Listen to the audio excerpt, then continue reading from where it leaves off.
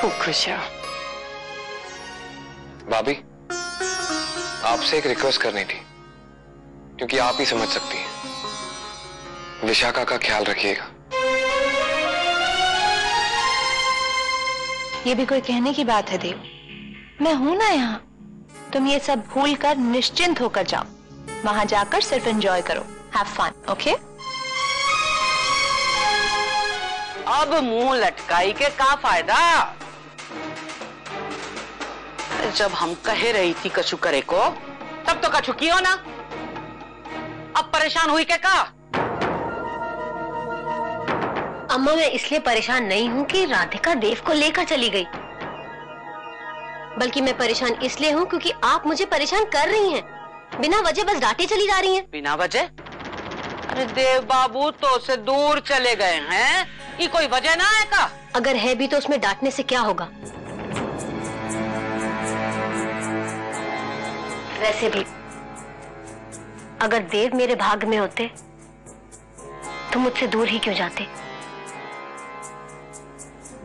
अम्मा, पहले मैं देव से दूर जाया करती थी, पर अब वो मुझसे दूर हो गए। ये सब किस्मत की बातें हैं। चाय का वक्त हो रहा है, हम चाय बनवाई देती हैं। आप क्यों परेशान हो रही हैं? बनवाती हूँ ना चाय। दीपिका कहाँ है? दीपिका? अरे माँ जी, दीपिका भौजी भैया के साथ मठ चली गई हैं। हम बनवा लाते हैं ना चाय। अरे आप कहाँ जा रहे हैं? विशाखा है ना? विशाखा, बिटिया सबके लिए चाय बना के ले आ।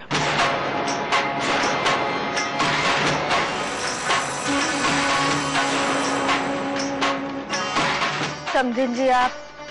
अरे तू कहाँ हो गयो?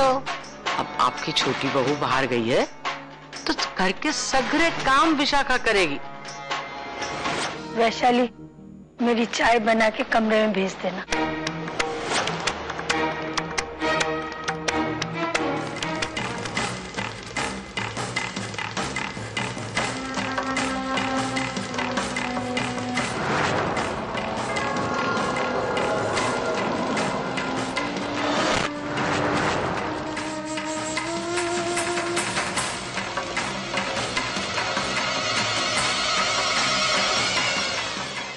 मुझे उस लड़की की शक्ल से भी नफरत है और बर्दाश्त नहीं कर सकती।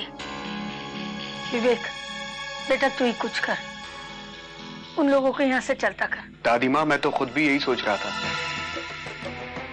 कि अगर अम्मा यहाँ पर विशाखा को लेने के लिए आई थी तो उसे लेकर अब तक गई क्यों नहीं? वो तो खुद भी यहाँ रुक गई है। मैं ही उनसे कह दूंगा कि वो विशाखा को लेकर यहाँ से चली जाएं। अब ऐसा करने से नाम तो अपने ही खानदान का खराब होगा ना बेटा। और माँ, इस तरह अगर विशाखा घर पर रहेगी तो? देख बेटा, थोड़ा बर्दाश्त करना पड़ेगा हमें। राधिका ने कहा है ना कि जब वो लोग वापस आएंगे तो देव खुद ही विशाखा से जाने के लिए कहेगा।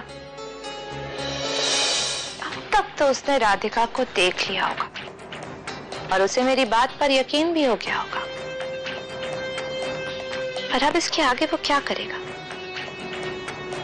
उसके सामने जाएगा या फिर उसे छुप के देखेगा? जो भी हो मृणालिनी, मजा बहुत आने वाला है।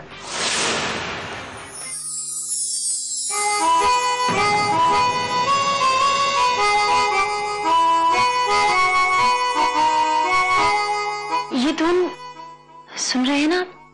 हाँ, कोई माउथ ऑर्गन बजा रहा है। शायद हमारे कमरे के बाहर।